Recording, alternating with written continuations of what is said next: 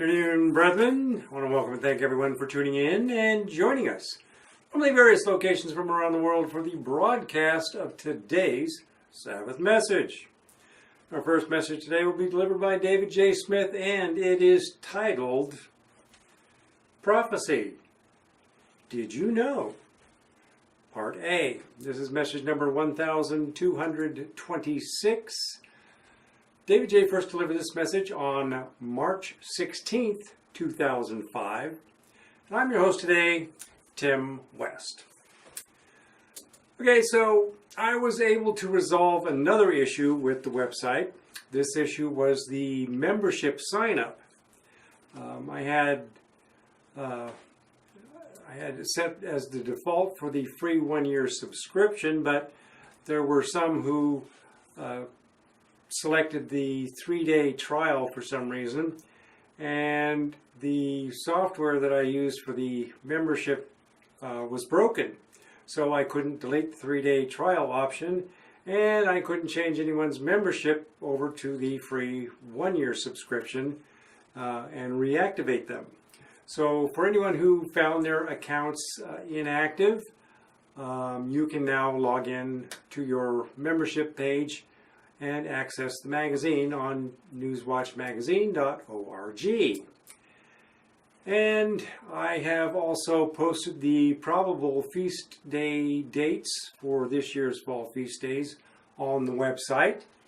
And for those of you who join us on the telephone conference call, I'll go over these dates after the message today, so have a pen and paper ready to jot them down. And now let's get right into today's message from David J. Smith. Grab something to sip on, some lunch or your favorite snack. Find a comfortable place to relax and enjoy today's message.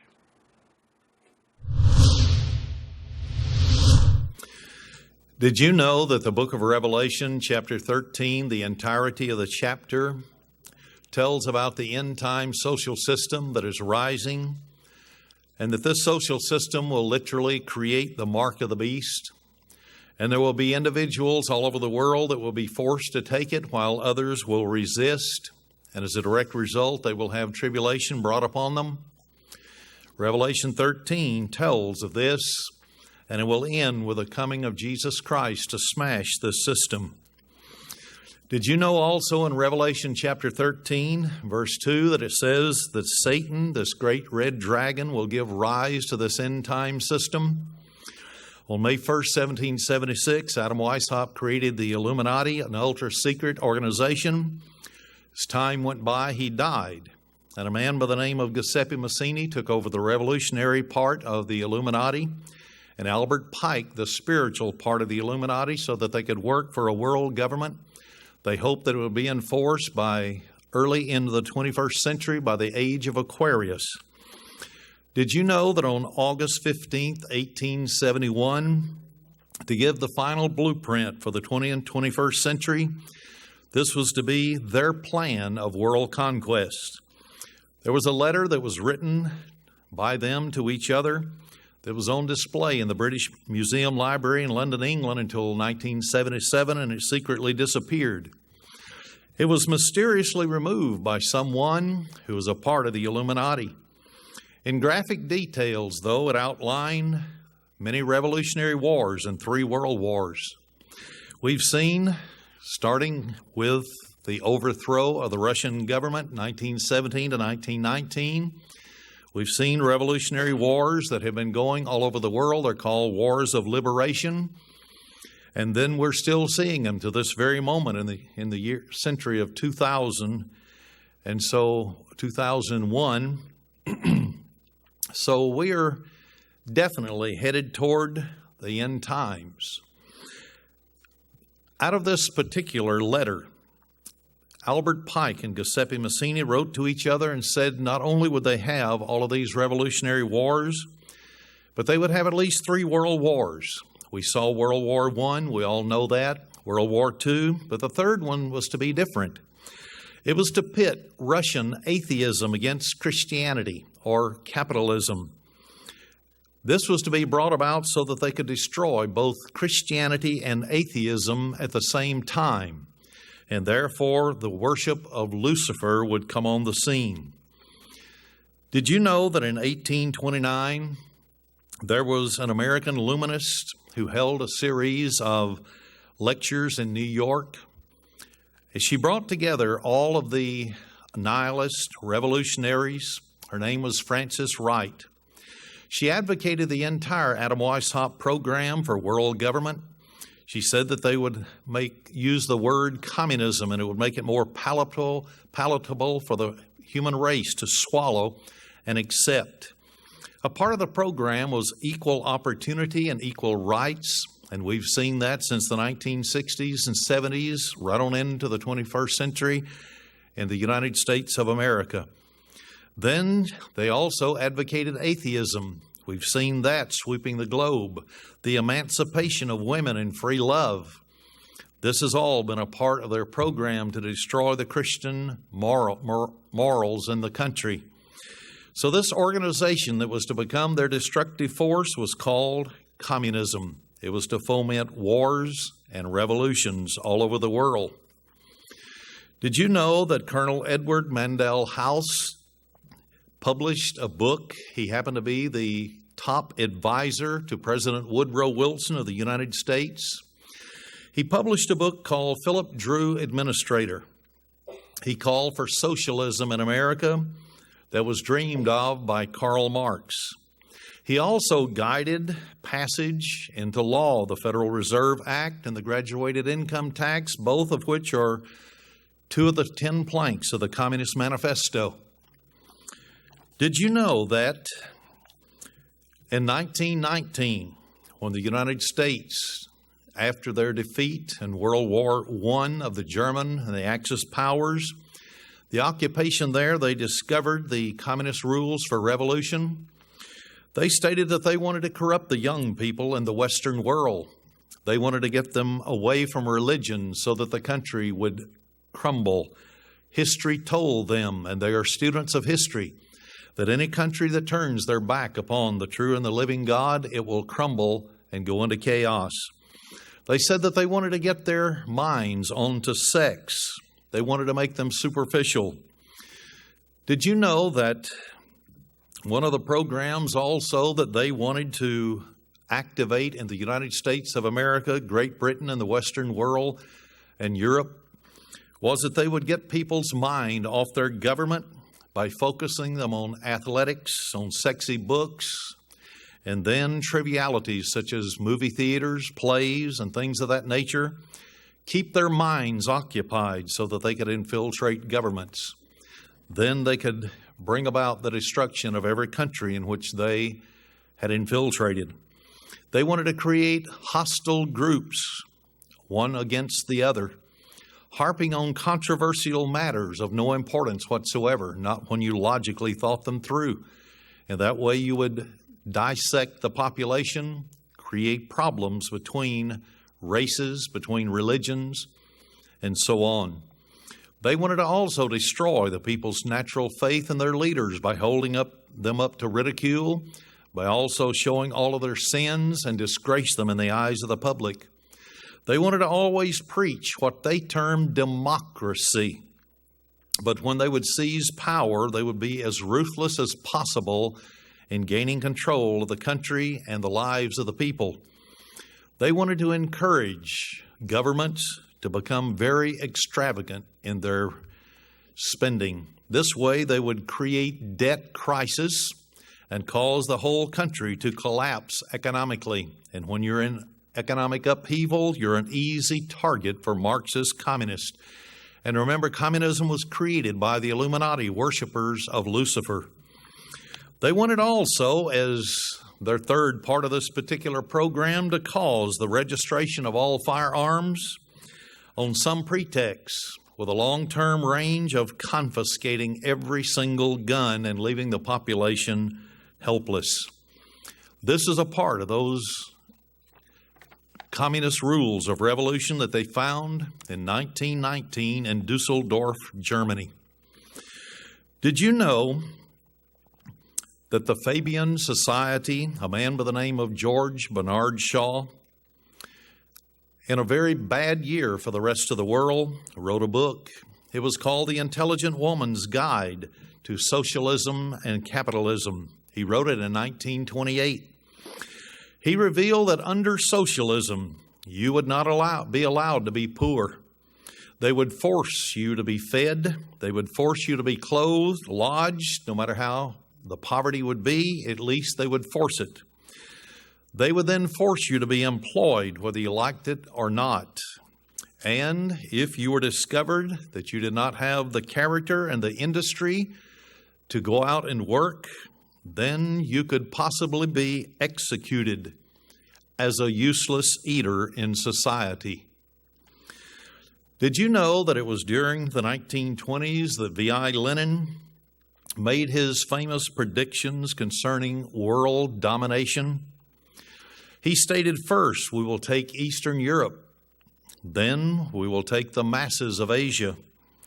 Then we will encircle the United States, which will be the last bastion of socialism or capitalism, And then they would not have to attack, but they felt their infiltration would be so thorough that the United States would fall into their hands like a ripe fruit.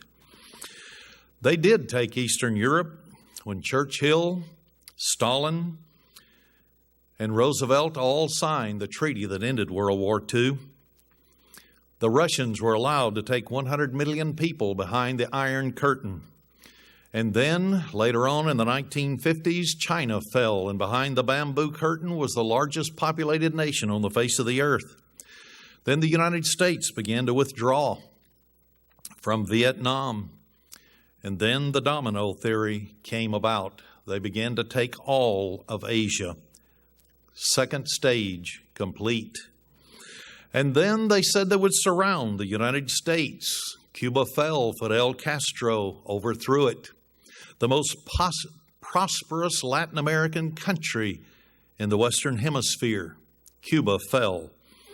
Then Nicaragua, San Salvador, and today we have every country in South and Central America, with the exception of one or two, are now socialist. Mexico has been socialist for many years. Communists march down the streets openly, and they advocate the overthrow of the United States. Did you know that Dmitry Manulusky, who was a professor at the Lenin School of Political Warfare in Moscow, that in the 1930s he announced a plan through which America would be taken in the latter stages of their conquest for world government. If their infiltration and falling into the hands of socialism like a ripe fruit did not work, he said that war to the hilt between communism and capitalism was inevitable. He said then in the 1930s they weren't strong enough to attack. He said our time will come in the future. In order to win, we have to put the West to sleep. So he said we would begin to launch the most spectacular peace movement on record. There would be electrifying overtures, unheard of concessions. He said that the capitalist countries like America and Great Britain would be stupid and decadent. He said that they would rejoice to cooperate to their own destruction. Then he went on and concluded, they will leap at another chance to be friends. Why? Because of the open trade policy. And then he said, as soon as their military guard is down, we will smash them with our clenched fist. Have we seen electrifying overtures that were begun in 1985 when Gorbachev stepped down? Did we see the Berlin Wall come tumbling down? Did we see East and West Germany put back together as one nation? Did we see Mikhail Gorbachev allow the satellite countries to become free democracies, pretending that they would be? They weren't really. They were controlled by the KGB. When one satellite country decided to leave because they said they were free, the Russians went after them with a vengeance.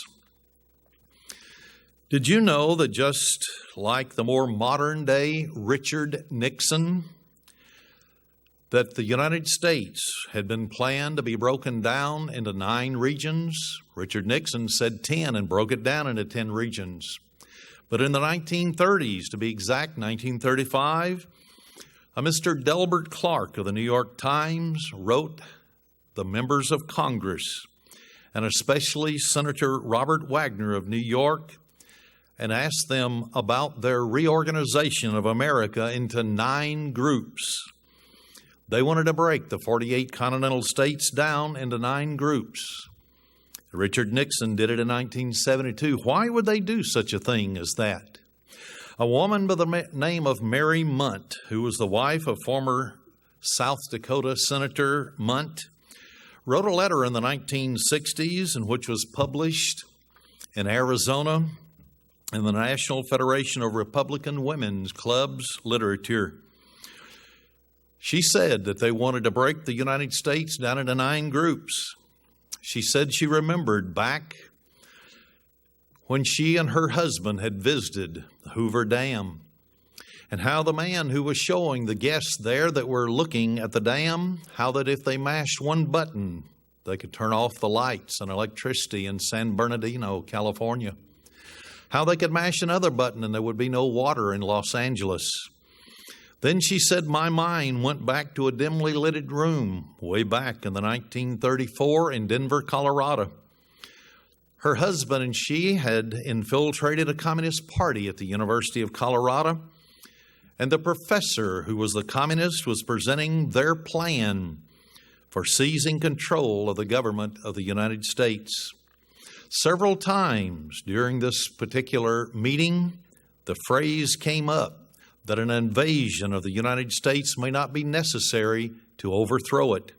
If they played their cards right, it could be taken from within.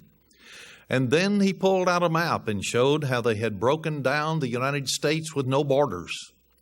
But it was 9 TVA, Tennessee Valley Authority, electrical plants and dams, just like the Hoover Dam. And the professor said that we can never take the United States if they have 48 strong state governments. But if we get the states to depend upon more and more the centralized federal government in Washington, D.C. for their very existence, all we have to do is take Washington. Then the United States could be plunged into darkness and disaster with our fingers on the buttons. This was all planned back in the 1930s. Did you know that on July 9th, 1947, that President Richard Nixon, he was only the representative at that time, but later to become president, introduced House Concurrent Resolution number 68. He asked that the Congress of the United States and the President should immediately take the initiative in calling a general conference of the United Nations and make the United Nations a world power and enforce world law. This was our president in 1968 until he resigned. Did you know that many resolutions were introduced into Congress after World War II calling for world government? Albert Einstein, a man that most people have heard of in America, who was a member of the World Federalist Organization, he made a radio broadcast on July 17, 1947, that was entitled The Immediate Need for World Law. In that particular broadcast, he said, and I quote, that the resolutions aim at a fundamental alteration of the United Nations Charter with a view to an eventual transformation of the United Nations into a world government, end of quote. So is there a Luciferian drive for world government that has been going for a long time? Yes, there is. Did you know that Philip Jessup, who was a member of the Marxist Council on Foreign Relations and also a World Court Justice and a communist, wrote a book entitled The International Problem of Governing Mankind? Here's what he stated, quote, I agree that national sovereignty is the root of evil. The question of procedure remains. Can the root be pulled up by digging around it and cutting it rootless one by one? End of quote. Jessup was a member of the Institute of Pacific Relations, which was cited as following, quote, "The Institute of Pacific Relations was a vehicle used by the communists to orientate American Far Eastern policy toward communist objectives," end of quote. And that was found in the Senate Report 2050, 82nd Congress, 2nd Session, page 225. Did you know that in 1948, Sir Julian Huxley, the very first Director General of the United Nations Educational, Scientific, and Cultural Organization, published the following piece of literature, UNESCO, The Purpose and Its Philosophy. In it, he stated without apology, and I quote, "The general philosophy of UNESCO should be a scientific world humanism. Anyone who understands humanism knows that that means you're without God. Man is elevated into the ranks of the gods. We as humans are gods." That's what they believe. He went on to say that global in extent and evolutionary in background. So evolution came into the play. He said in its educational program, it can stress the ultimate need for world political unity and familiarize all people with the implication of the transfer of full sovereignty from separate nations to a world organization. This is what we have been up against for all of these years in the Christian community. We have not understood behind the scenes what was happening in transforming our country into a globalist state. And we hear the word globalism all the time today. Did you know that UNESCO, United Nations Educational, Scientific, and Cultural Organization, continued to publish literature to subvert the United States? In a series of booklets with a title Toward World Understanding, it states, quote, "The kindergarten has a significant part to play in a child's education. It can not only correct many of the errors of home training, it can prepare the child for membership in the world society. The success of the teacher is bringing up his pupils to be good citizens of the world.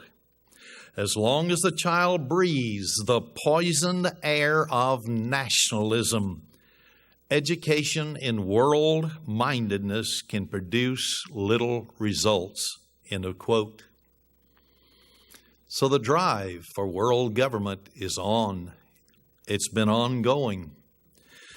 Did you know that a socialist super work in propaganda was written by a man by the name of George Orwell?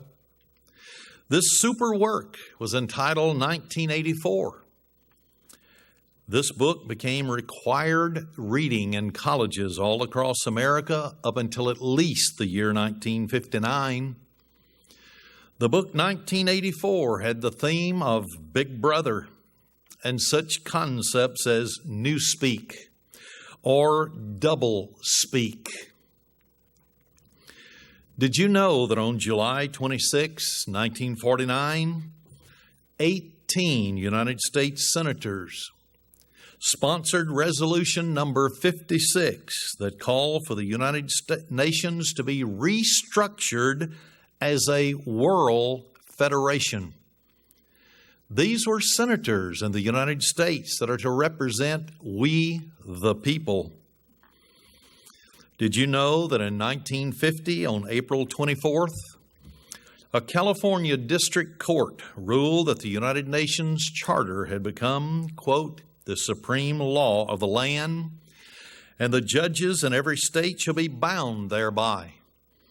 And anything in the Constitution or laws of any state in the contrary notwithstanding. End of quote. This decision was overturned by the California Supreme Court on April 17, 1952, and only for one reason: because the United Nations Charter was not self-executing. Therefore, in legal terms, the United Nations could not go into existence as the supreme law of the land. But they're changing that.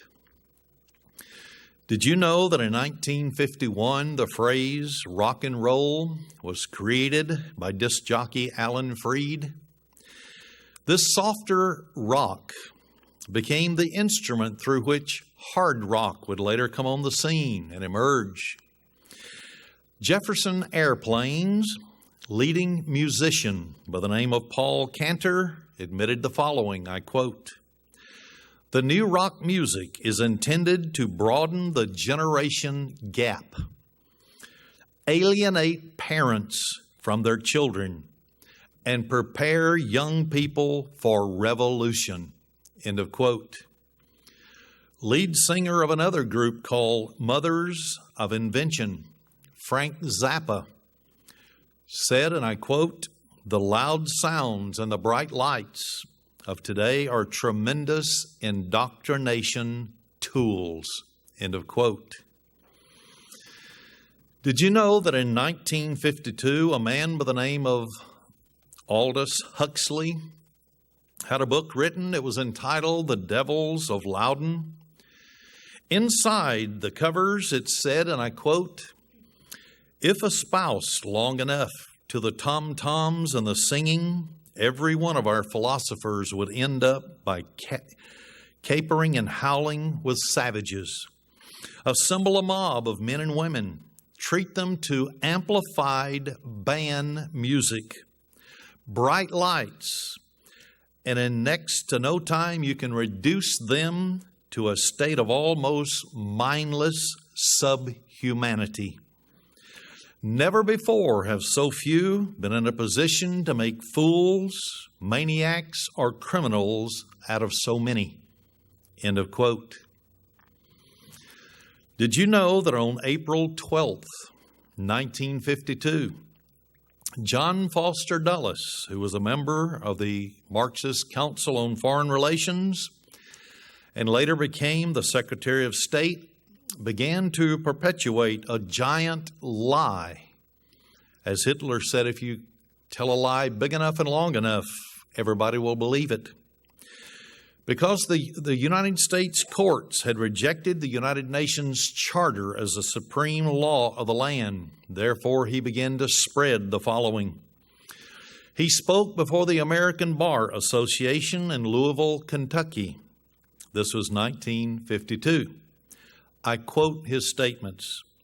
"Treaty law can override the Constitution when in reality it cannot. Treaties can take powers away from Congress and give them to the President. They can take powers from the Senate and the states and give them to the federal government or to some international body. And they can cut across the rights given to the people by their constitutional Bill of Rights." End of quote. Now do we understand why they have gotten away with so many things in destroying our Constitution and Bill of Rights? Because they say treaties override them, and the treaties with the United Nations eliminates our Constitution and Bill of Rights. Did you know that in the same year of 1952, the World Association of Parliamentarians for World Government drew up a map designed to illustrate how foreign troops would occupy and police every nation in the world, and the United States and Canada were divided into 6 regions? Their plan was that Russians would occupy Texas and south of the Mason-Dixon line, while Communist China would occupy the western part of the United States of America. That is still in the books of the United Nations organization. Did you know that July 30th, 1953, there was a report of the Jenner Committee that is probably the most comprehensive of all the congressional investigations undertaken by the Internal Senate or Security Subcommittee of the United States, the Senate Division. Here are the conclusions that they came to in that report. Number one, remember, international communism was created by the Illuminati, the ultra-billionaires and the rich of the world that worship Lucifer. Here's what they concluded. The Soviet International Organization has carried on a successful and important penetration into the United States government, and this penetration has not been fully exposed. Number two, this penetration has extended from the lower ranks to the top level policy and operating positions in our government. Top level. Number three, the agents of this penetration have operated in accordance with distinct designs fashioned by their Soviet superiors. Number four, members of this conspiracy, their word, not mine, helped to get each other into government, have helped each other to rise in government, and protected each other from exposure. Number five, in general, the communists who infiltrated our government work behind the scenes, guiding research, preparing memoranda on which basic American policies are set, writing speeches for cabinet officers, influencing congressional investigations, drafting laws, manipulating administrative reorganization, always serving the interest of their Soviet superiors.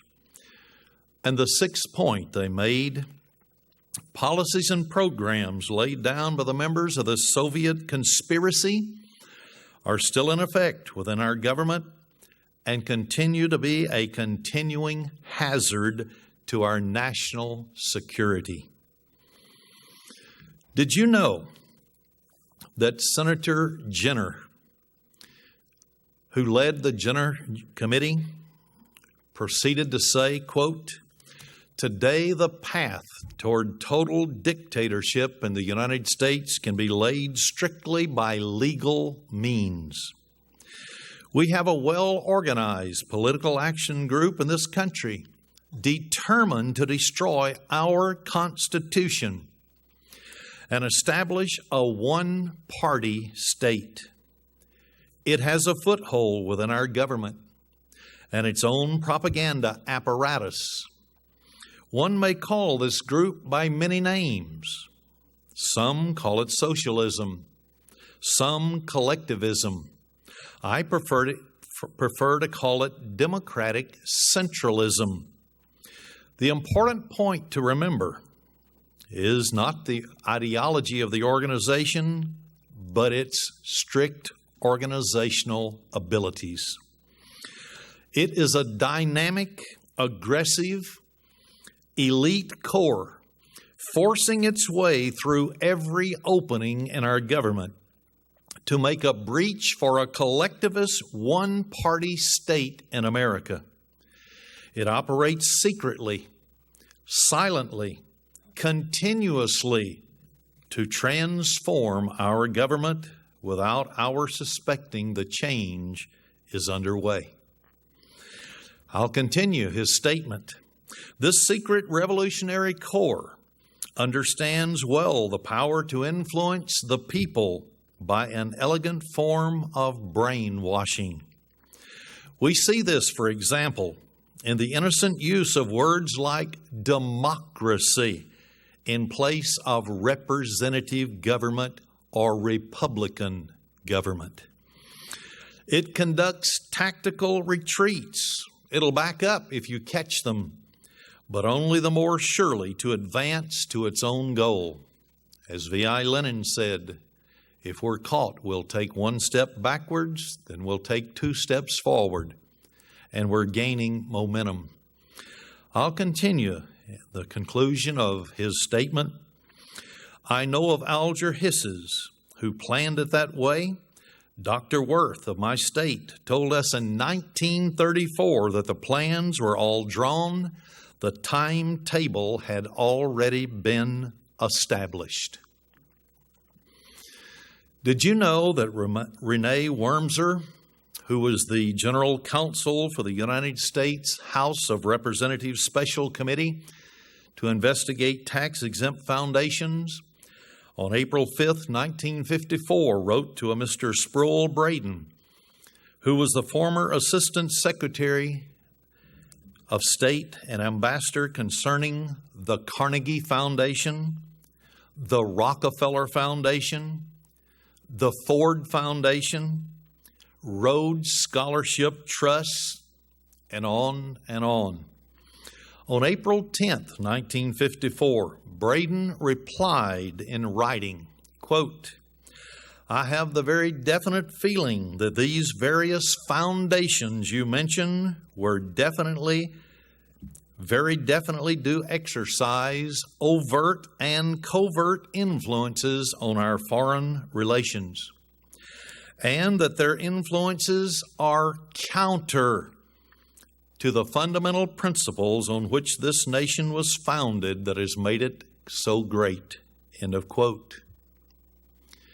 There is a conspiracy for world government to take our freedoms from us, just like Revelation 13 said.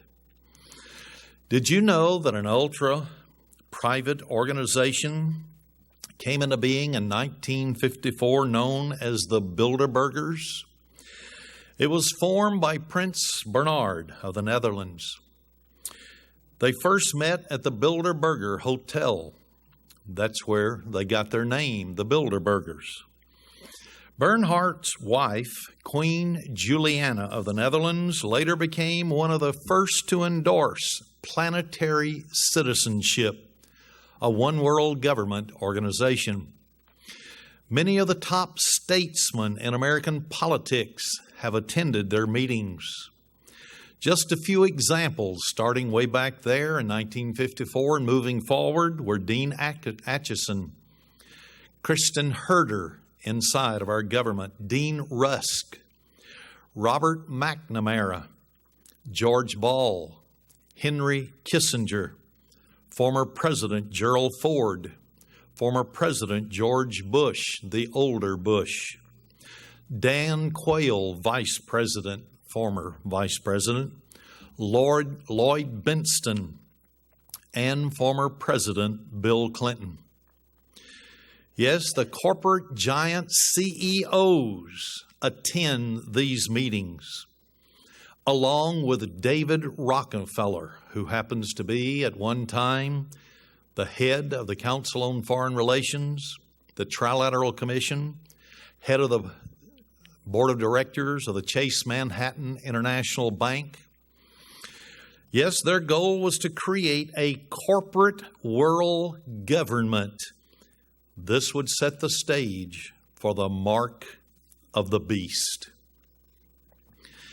Did you know that in 1957, a woman by the name of Alice Bailey, who died before her book was published, and the book was entitled The Externalization of the Hierarchy. It revealed through her master of wisdom, which we know is a demon, known as DK, crucial parts of the New Age movement that is overtaking the world today. The Bible reveals these invisible beings to be demons that are in rebellion to their Creator God. Alice Bailey wrote, and I quote, "The new world order must be built." She went on to say, in summary, that there would be three logical ways in which it would be built. Number one, through the church. Then through Freemasonry. Then through the educational field. And these great ones, or masters of wisdom, are the ones, she said, that would be found and operating behind each of the movements to bring about their new world order. Then on down in her book, she made the statement that the work could go forward under the all-seeing eye. The all-seeing eye is at the top of the pyramid on the back of the $1 bill. And underneath it, it says Novus Ordo Seclorum, or the new secular order of the world. Did you know that socialism had become a scare word by the year of 1905?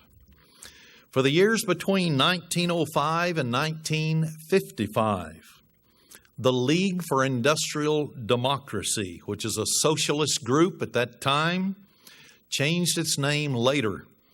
But they claimed as some of its members and advisors, cooperators with them, or recipients of awards, such notable names as Ralph Bunche, who happened to be on the World Court of the United Nations, then George S. Counts, Clarence Darrow of the Educational Departments, Eugene Debs, John Dewey, once again, of Education, and started the educational movement for socialism of all students in the schools.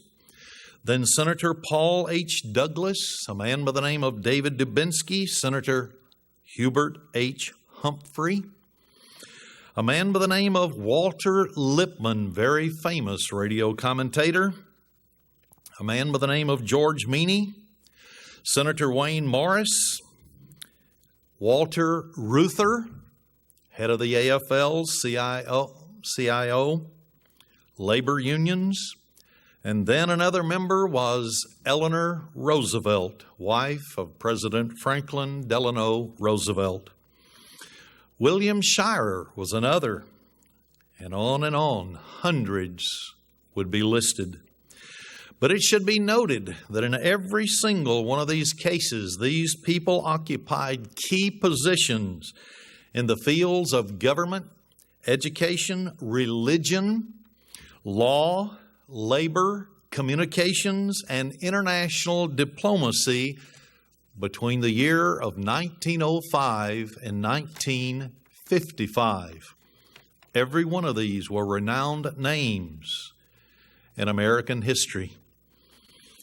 Did you know that J. Edgar Hoover, then director of the Federal Bureau of Investigation, delivered a speech to the National Convention of the American Legion, this was in 1957, in which he warned, quote, "To dismiss lightly the existence of the subversive threat to the United States is deliberately committing national suicide. In some quarters, we're doing exactly that. Oh, our government officials know, but it's covered up by those in high places in the Senate, House, and even in the presidential halls." Did you know that a man by the name of W. Cleon Skousen, who was the assistant FBI director under J. Edgar Hoover, published a book called The Naked Communist? He placed 45 points that the communists were trying to achieve to destroy and overthrow the United States and the congressional record of the United States. Some of those items were of importance. They wanted to provide foreign aid to all nations. Thus, it would drain the wealth of the United States of America and cause our money to go to overseas nations. This would weaken our economy. And when those nations wanted to redeem their money, it would cause a great deal of difficulty for the citizens of America. They wanted to grant recognition of Red China into the United Nations, and they wanted to oust nationalist China, our staunch ally at that time. Richard Nixon had the red carpet rolled out for him in Communist China, and shortly afterward, nationalist China left the United Nations and China came into it. Did you know that W. Cleon Skousen also exposed the East-West Germany problem, and that they were separated so that later they could be merged together as a great peace initiative, so the West would fall for their lies. Did you know that W. Cleon Skousen also found that they wanted all Soviet satellite countries to have representation in the United Nations so that they could outvote us at every turn? They wanted to promote the United Nations as the only hope for mankind, and thus entangle the United States and discard the Monroe Doctrine of not becoming involved in the affairs of the Europeans. Did you know that W. Cleon Skousen also revealed that the Communist Party wanted to resist any effort to outlaw it so that it would have free access? It could not be outlawed as a political party. Did you know that W. Cleon Skousen also revealed in his book that the communists wanted us to continue to give Russia access to our patent office? That way they could receive any number of patents that would help them to build their military. Also, they wanted to capture one or both of the political parties in the United States. They have done it. You have to remember the Illuminati is a conglomeration of all the secret societies, the very top-level individuals within them. They are the ones that are given the secrets of world government as being the concluding program. Did you know that W. Cleon Skousen also revealed in his book that the international communists wanted to use technical decisions in the courts of America to weaken our basic Christian institutions? Haven't we seen this being done now since 1962, when they finally got Bible reading and prayer out of the schools? They wanted to get control of the schools. That way they could teach socialism, but in a fragmented way, so that one teacher wouldn't know they were teaching, but it would only be a little segment. And then another class would teach another little segment, so that nobody would know exactly how they were doing it. They wanted to gain control of all student newspapers and use those student newspapers to foment riots or to propagate communist propaganda. This is exactly what happened when Hillary Rodham Clinton, when she was in the Yale Law School and she was the editor of their law journal, she allowed pigs. They were called pigs, but they were policemen inside the pages of that law journal. So they used it for their propaganda to turn people against the police forces and authority in America. Did you know that W. Cleon Skousen also revealed in his book and placed it in the Congressional Record of the United States that the Illuminati, or international socialist communists, wanted to infiltrate the press? They gained control of the editorial pages of the top 25 newspapers in America so they could propagandize Americans. They also wanted to gain key positions in radio, TV, and motion pictures. Hollywood and Broadway director Myron Fagan, he named before a stage, a live audience, and on radio, the top 300 Hollywood stars that were known communists. He had been asked by the FBI to infiltrate the Hollywood lots. He knew that it would destroy him and he would never direct another play in Hollywood or on Broadway, and he didn't. But he was patriotic to the United States of America. Did you know that those who are working to destroy us, known as socialism, communism, and under many other names, but it's all directed by the Illuminati, worshipers of Lucifer, wanted to continue, whether it's in school, on national television to discredit the American culture, make Christianity look absurd. They wanted to start bringing forth artistic expression like nude movies, and they would call it artistic. They would promote books that were filth, perverted art. They wanted to control all critics and directors of art museums. I'll quote their reason. Our plan is to promote ugliness, repulsive, meaningless art. End of quote. Did you know that W. Cleon Skousen also published in his book other purposes for destroying America, one of which was to eliminate all laws governing obscenity by calling them censorship and a violation of free speech and free press? Have we seen this on the news constantly, trying to defend all types of sin and vulgarity on television? Yes, we have. They wanted to break down the cultural or Christian standard of morality by promoting pornography in books, in magazines, motion pictures, radio, and television. They wanted to present homosexuality and degeneracy and promiscuity, free love, as normal, natural, and healthy. Has America seen this vomited out upon them? Yes, they have. It's everywhere in America, and it succeeded in breaking down the moral culture of America.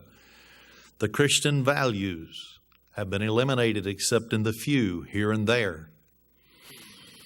Did you know that W. Cleon Skousen also placed in the Congressional Record of the United States that the Illuminati, or socialism, communism, wanted to infiltrate the churches?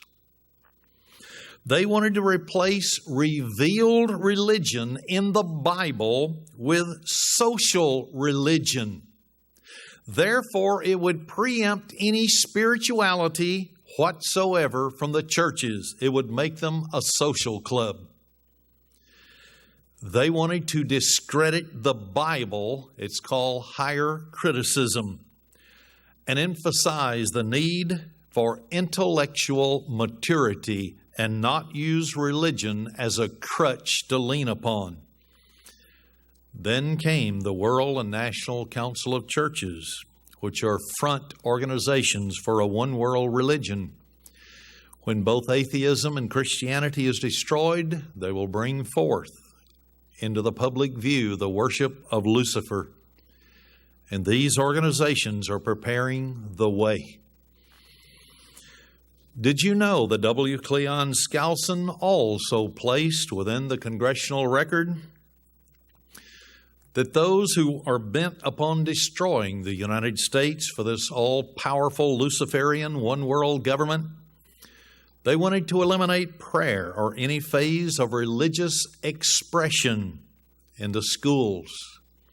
Have we seen it done? By using the courts. Lawsuits against schools if they have prayers before basketball games or football games, or by the valedictorian at graduation. They wanted to discredit the American Constitution by calling it inadequate, out of step, obsolete. They wanted to discredit our founding fathers, present them as selfish aristocrats, and not care for the common person, when in reality they gave everything they had to guarantee the freedom of this nation.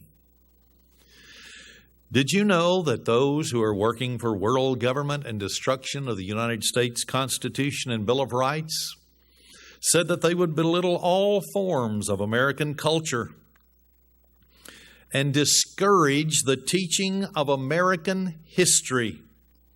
So enter social studies. Exit American history, so that the American people don't even know our background. where we came from.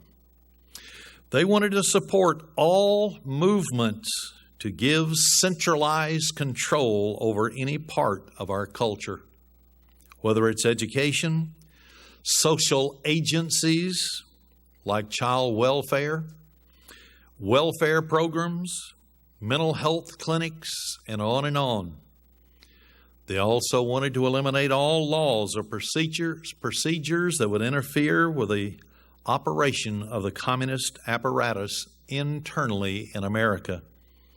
These have been practically achieved. Did you know that W. Cleon Skousen, assistant to J. Edgar Hoover of the FBI, placed in the congressional record? Part of the plan was to eliminate the House Committee on Un-American Activities to stop the investigations that sent Alger Hiss to prison. They've done it. They wanted to infiltrate and gain control of more labor unions. And now the head of the labor unions have called for a global labor union. America cannot stand still and be isolated anymore, he says.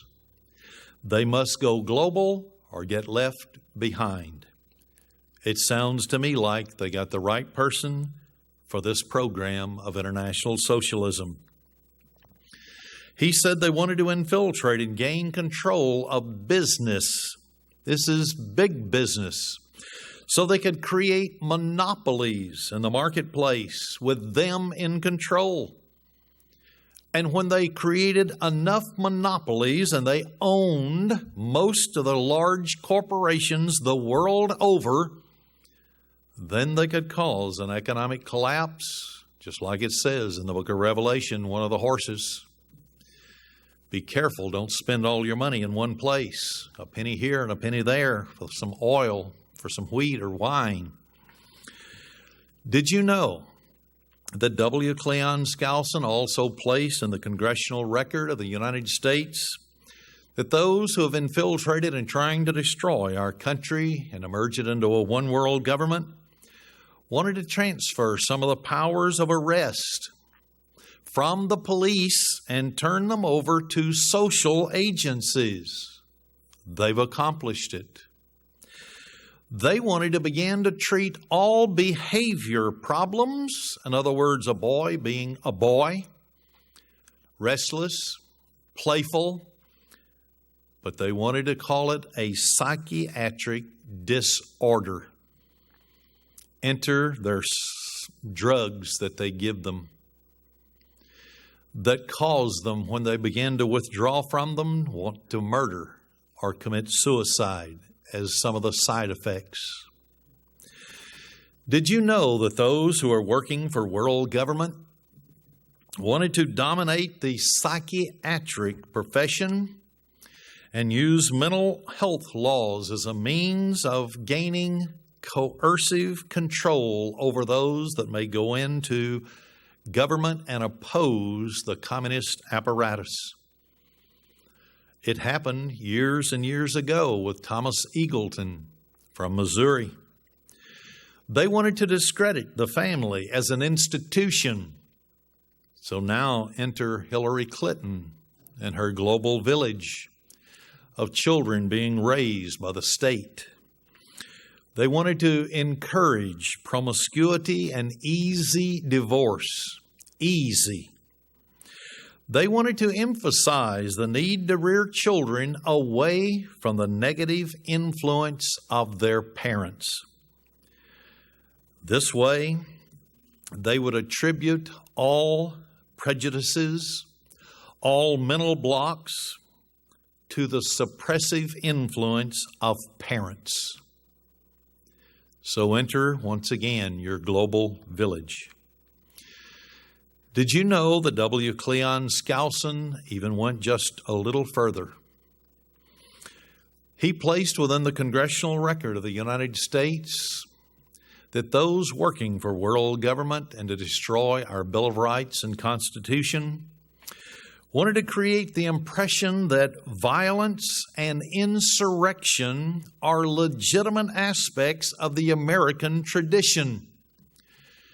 So what do people in Europe think of America? They think we are the most violent nation on the face of the earth. They've been propagandized through CNN over there that gives a total socialistic view of America. They wanted to also overthrow all colonial governments before the native populations were ready to govern themselves. They would come under the strong hand of communism.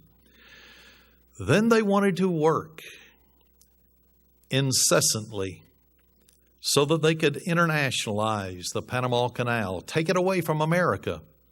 That happened December 31st, 1999 at noon. And so once again, the United States of America is being destroyed from within. Did you know that way back in 1959, a presidential candidate on the Socialist Party ticket by the name of Norman Thomas, he had run 6 times. He said, I quote, "The American people will never knowingly adopt socialism, but under the name liberalism, they will adopt every fragment of the socialist program until America will one day be a socialist nation without knowing how it happened." End of quote. Do we hear the word liberal all the time in reference to senators and representatives? They're the ones that are changing America. Also in 1959, just 3 months before the United States visit by Nikita Khrushchev, who was then the ruthless dictator of international communism, Khrushchev stated, and I quote, before the Politburo, "We can't expect the American people to jump from capitalism to communism, but we can assist their elected leaders in giving them small doses of socialism until they awaken one day to find they have communism." End of quote. Did you know that the Council on Foreign Relations was founded in 1921? It's a Marxist organization founded by Colonel Edward Mandell House and others in Britain of his ilk. They put a paper, study paper number 7 out, and they call for a new international order. This was in 1959. That was issued November 25th, 1959. And then in the same year, James Warburg, notorious one world government proponent, wrote a book, The West in Crisis, in which he mentioned, and I quote, "We're living in a perilous period of transition from the era of the fully sovereign nation state to the era of world government. American children may best be educated into responsible citizens, not merely of the United States, but of the world." End of quote. Did you know that on February 18th, 1960, the Marxist Council on Foreign Relations and Secretary of State Christian Herter gave a speech calling for complete disarmament, and I quote, "to the point where no single nation or group of nations could effectively oppose this enforcement of international law by international machinery." End of quote. When you read Revelation 13:4, the last part of that verse, it sounds identical to it. That no man will be able to rise against and fight against this government when it comes on the scene. Did you know that Walter Rostow in 1960, who was another member of the Marxist Council on Foreign Relations, and he was later appointed as John F. Kennedy, President of the United States, National Security Advisor. He wrote a book called The United States in the World Arena. Here's what he wrote in one segment, quote, It is a legitimate American national objective to see removed from all nations, including the United States, the right to use substantial military force to pursue their own interest. I'll interject, somebody ought to tell George Bush that. I'll continue with this quote. Since this residual right is the root of national sovereignty and the basis for the existence of an international arena of power, it is therefore an American interest to see an end to nationhood as it has been historically defined. End of quote. Is there a conspiracy? Yes, there is. The literature is there. The people can be known. They're working incessantly for Lucifer's program, whether they know it or they don't know it. But they're working for Lucifer's program of world government. Did you know that in 1961, the State Department of the Kennedy administration issued a plan to disarm all nations, including the United States, and to arm the United Nations? It was issued as State Department publication number 7277, and it carried the title, The United States Program for General and Complete Disarmament in a Peaceful World. It details a 3-stage plan to disarm the world and build up the United Nations in equal as the other nations shrink in their power militarily, the United Nations would increase proportionally until no nation on earth or combination of nations would be able to stand up against this all-powerful entity. Once again, it sounds just like Revelation chapter 13, verse 4, that no one will be able to make war with the beast when he comes into full fruition as a world power.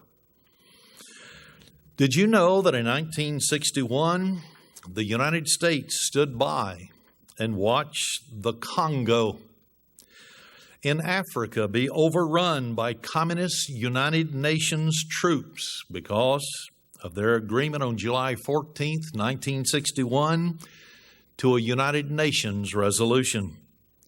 Anti-communist Katanga leader Moise Tshombe was crushed by United Nations troops supported by communist Patrice Lumumba.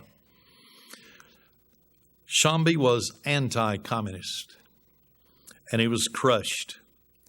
This was all a result of the military buildup of the United Nations and the agreement that a communist would always head the military department of the United Nations. Did you know that the Council on Foreign Relations, Marxist organization, a member by the name of Lincoln Broomfeld in 1962 made the following statement, quote, "If the communist dynamic, the threat to sovereignty of the United States, was greatly abated," in other words, if communism was not a threat to us, the West might lose whatever incentive it has for world government. In other words, if there were no communist threat, the peoples of the world would not seek a world government, so they have to keep supplying it and making it possible to exist. This is people in the government of the United States and also in Britain. Of course, their names are not important because those behind it all are the Illuminati, worshipers of Lucifer. Did you know that in 1963, former Council on Foreign Relations, Marxist organization member, and President of the United States, John F. Kennedy, on September 30th, 1963, spoke at a meeting of the International Monetary Fund. I will summarize what he said and then quote the closing statements. He said that for over 20 years, the United States was the one that controlled world economy. We had 60% and excess of that of the world's gold. And now the world's monetary reserves were to be redistributed. What is the redistribution of the wealth? A Marxist communist program. He said that this has already come about and that the United States in his administration was now down to approximately 40% of the world's gold supply. Since then, it's gone down to nothing. But here is the important statement by John F. Kennedy, former President of the United States. It did not come about by chance, but by conscious and deliberate and responsible planning. We're now entering upon a new era of economic and financial interdependence. Our gold reserves are now 40% of the world's holdings. End of quote. Has the presidency of the United States been used to create world government and the destruction of our nation? Did you know that in 1964, William Fulbright from Arkansas, who was a Rhodes Scholar, which is a subversive organization according to the Senate Subcommittee on Un-American Activities, he was a senator.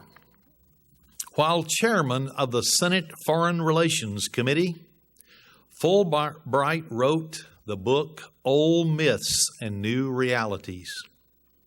He stated the following, quote, "Indeed, the concept of national sovereignty has become in our time a principle of international anarchy. The sovereign nation can no longer serve as the ultimate unit of personal loyalty and responsibility." End of quote. He said our nation must go, basically, because we are creating anarchy by being an independent national sovereign nation.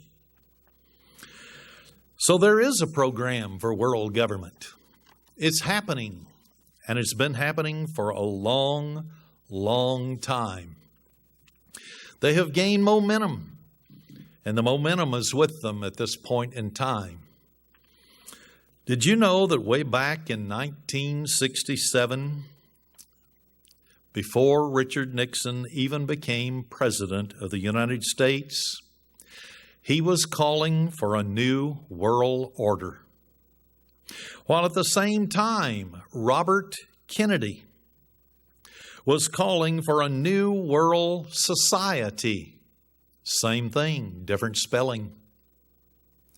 These were prominent government officials. Did you know that a man by the name of Richard Gardner, who was a high-ranking member of the Marxist Council on Foreign Relations, he was also former U.S. Deputy Assistant Secretary of State, called for an end run around national sovereignty by using such things as, and he used this in his article in Foreign Affairs entitled "The Hard Road to World Order." He said that they had to dismantle the United States Constitution, the Bill of Rights, and build a house of world order. He said they would have to have an end run around sovereignty, eroding it piece by piece. And he said the way that it would happen would be through treaties. It would no longer work to try a frontal attack upon the United States. So they had to do it little by little. Just like Nikita Khrushchev said, we would wake up one day and not know how we became a communist country. Just like the man, Norman Thomas, who ran 6 times on the Socialist Party for the presidency. Little by little, they would indoctrinate us, pass laws. We would wake up and be a socialist country. Did you know that the United States Disarmament Agency openly, quote, stated The ultimate goal is total elimination of all armed forces and armaments except those needed to maintain international order within states. And they went on to say that the United Nations was the rightful organization in which to keep the world order. They went on so far as to say it would be so strong, the United Nations, that no nation could challenge it. That comes right out of Revelation 13, verse 4. So is there a world government over the horizon to fulfill Bible prophecy? Oh yes, it's coming. Pay attention. Did you know that in 1969, a document entitled Marriage and the Family was published by the British Humanist Association? And they stated that some opponents of humanism have accused us of wishing to overthrow the traditional Christian family. Listen to their final statement. They are right. That is exactly what we intend to do. End of quote. Why is it that Christianity is crumbling at every turn? There is a conspiracy. Did you know that on December 2nd, 1969, Congressman George H.W. Bush from Texas introduced the Atlantic Union Resolution, which included the following statement, quote, a declaration that the goal of their people is to transform their present alliance into a federal union, end of quote. He introduced, as congressman, a resolution to transform America into a world union with the rest of the nations of the world and eliminate our national sovereignty. His words were good. The Illuminati elevated him to president, and his son also. Did you know that on April 22nd, 1970, that the Council on Foreign Relations member and editor of the Saturday Review, Mr. Norman Cousins, said on Earth Day that humanity needs a world order. The fully sovereign nation is incapable of dealing with the poisoning of the environment, the management of the planet, therefore requires a world government, end of quote. There is a program for world government. We have tried to show for many, many years now to all who had ears to hear what the Spirit was saying about Revelation 13 that is in our lifetime. It is here. It is upon us. It cannot be denied with all the statements that are happening and being brought forth with people of prominence. Did you know that a man by the name of Zbigniew Brzezinski, member of the Council on Foreign Relations and also the first Trilateral Commission director for the international banker David Rockefeller, who founded it. And he was also former President Jimmy Carter's national security advisor. He wrote a book called Between Two Ages. When you read through there and saw his praise of international Marxism, communism, he finally got down to it where he said that there is a necessity for an internationalist or globalist spirit. He said the nation state is gradually yielding its sovereignty. Further progress will require greater American sacrifices. Why are these sacrifices to come? Because immediately they began planning the World Trade Organization.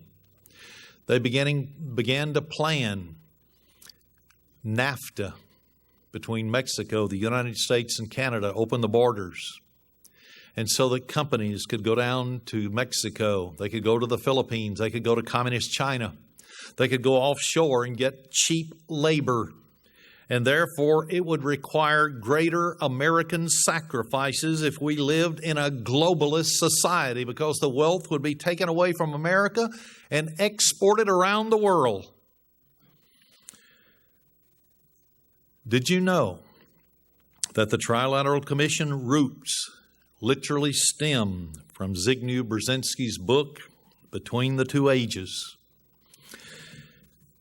Brzezinski brought various parallels in his book that sounded just like Marxist communist Edward Mandell House. Here's what he said in different parts of his book. Marxism is a victory of the external man over the inner passive man, and a victory of reason over belief. Page 72 of his book. He went on to say that communism represented a major advancement in man's ability to live in this world.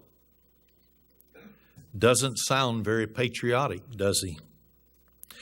He went on to say,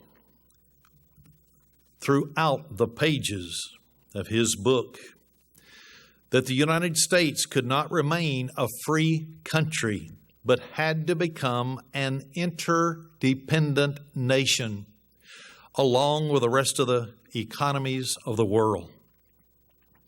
And he said at the very end of his book, the goal is world government, page 308 and 309. So we see that there is world government coming. It's over the horizon. It's working around us all the time. We're just not familiar with it. All of a sudden, new laws pop up. We don't even know where they come from. We don't know who introduced them. But they're here. They're everywhere. In 1971, there was a book put out called The Document, Declaration of Feminism. And it was published, and they said that they were working for a feminist socialist revolution.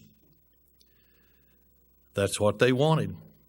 It stated we must go back to the matriarchies, to ancient female religion. That's witchcraft.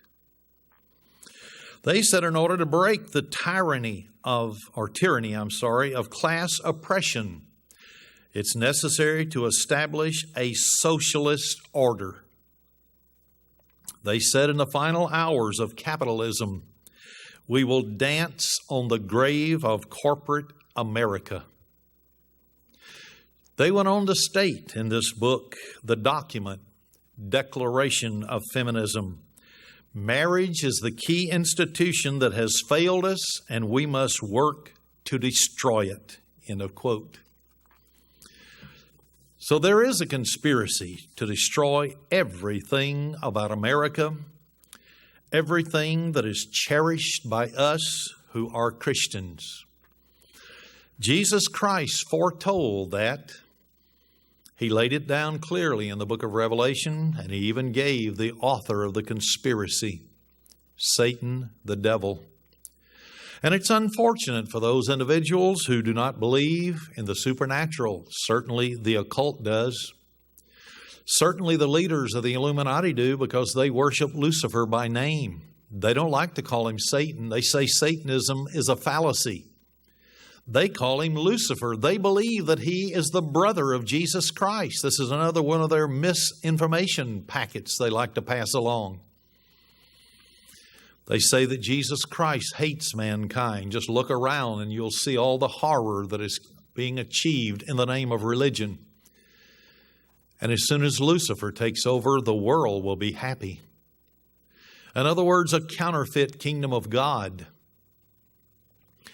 Did you know that the living Jesus Christ of Nazareth, according to Revelation chapter 17, verse 12 to 14, is going to come back to this earth and destroy this end-time conspiracy and the world government that it creates? It will take Jesus Christ to perform it.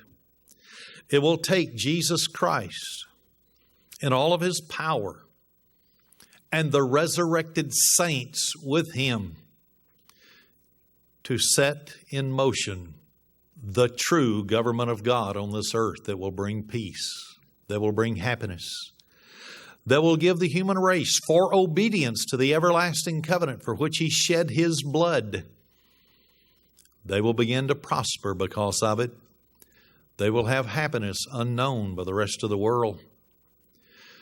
The old things will pass away because Jesus will take the beast, the world government leader, the false prophet. He will cast them alive into the lake of fire. They will be burned up. They will no longer be a threat to society, to anyone. Jesus Christ will establish his kingdom, and you have an opportunity, according to Revelation 5, verse 9 and 10, to qualify to become a king and a priest and rule on this earth under Jesus Christ. There is nothing in Bible prophecy that can stop Jesus Christ from fulfilling his promise to you and me. Lucifer can't stop it. We've all read the end of the book. We know the outcome. Lucifer, or Satan, loses. You and I are going to be the winners. There is no reason for anyone who is called a Christian and has the Holy Spirit inside of his or her mind to become deceived, disillusioned, depressed because of any world events that are occurring. Moses told Israel when they were locked in the land, a mountain range on each side, Pharaoh's army coming behind them, the Red Sea in front of them, stand still and see the salvation of the Lord. You and I can bank on that statement. Jesus Christ has said that his wrath will not come upon us. We may have to go through a portion of Satan's wrath, yes, but the wrath of God that is going to be poured out upon the beast, the false prophet and his system, not one of us will go through it, because at the seventh trump, we will be changed if we're alive. We'll come out of the grave with a new body. We'll be sitting with Jesus Christ on thrones. Jesus, the super king, according to Jeremiah 3:17 and 18, will be ruling from Jerusalem. He will apportion each one of us our rulership position, but the requirements are to live by the everlasting covenant now, to train us, to teach us so that we can be governors in the future. We're to pass the test today so that we can go on to the next phase. It requires Jesus Christ living his life over inside of us by the power of the Holy Spirit. He will do it if you and I will let him do it. Jesus is the only way. There is no other. Eternal Heavenly Father, we ask that you will dismiss us this evening in your love and your mercy and your kindness. And I just ask you to bless every person that had the opportunity to come here, to be refreshed in their minds about what is happening all around them silently, and yet inexorably the move toward world government continues. Lucifer, or Satan, and his angels are working day and night. Father, help us to conclude in our mind that Jesus Christ is the way, the truth, and the life. There is no other way for salvation except through him. We ask that you will be with us as we leave here. Give us joy and happiness and contentment so that we can face all these things that are coming and know that Jesus Christ, our Lord and Savior, will be with us at every minute of the day. So we thank you, Father, for all things. We ask a blessing upon each person that came. We also ask you to bless every person on the face of the earth that has your Holy Spirit, no matter what nation they reside. They're your children. They will soon bear your resemblance with a full-fledged Spirit-composed body.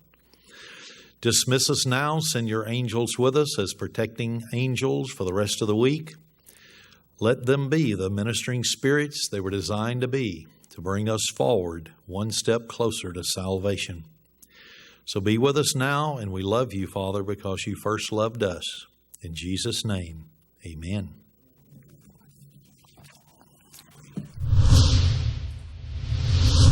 Well, hello again, brethren. Thank you for joining us, and I hope everyone enjoyed the message today from David J. Smith titled Prophecy. Did you know? This is part A of a two-part series. Now, this year's fall feast days are just around the corner. The new moon of the 6th month of God's calendar year was seen on the evening of Thursday, August 20th. So the new moon of the 7th month will be seen 29 or 30 days from then. Those of you who want to write down the probable fall feast days, grab a pen and paper. Now, counting 29 days from August 20th, we land on Friday, September 18th. And it is on that evening that we will most likely see the new moon of the 7th month. Of course, God's in charge, so He may have us wait another day until the following evening of Saturday, September 19th. Either way, we will be having 3 double Sabbaths. So, how's that you say? Well, if the new moon of the 7th month is seen on the evening of Friday, September 18th, then we will have a high day falling on the weekly Sabbath, making them a double Sabbath in that sense. And that will be for the Feast of Trumpets, the first day of the Feast of Tabernacles, and the last great day. If the new moon of the 7th month is seen on the evening of Saturday, September 19th, then we will have a high day falling on the day after the weekly Sabbath, making them a double Sabbath, as in 2 Sabbaths in a row. And again, that will be for the Feast of Trumpets, the first day of the Feast of Tabernacles, and the last great day. Anyway, I thought that was some interesting information. Now back to the fall feast dates. We're going to go with the probability of the 29th day sighting. Of course, if it turns out to be seen on the following evening of the 30th evening, then we will just move all these dates forward one day. So here are the dates. If the new moon of the 7th month is sighted on the 29th day after the last sighting of the new moon, then the Feast of Trumpets will begin at the sighting of the new moon at sunset on the evening of Friday, September 18th. The Feast of Trumpets is a high day, and it will continue through and until sunset on the following evening of Saturday, September 19th. The Day of Atonement, also a high day, will begin at sunset on the evening of Sunday, September 27th, and go through and until sunset Monday, September 28th. And remember, on the Day of Atonement, we do no work, we eat no food, and we drink no water.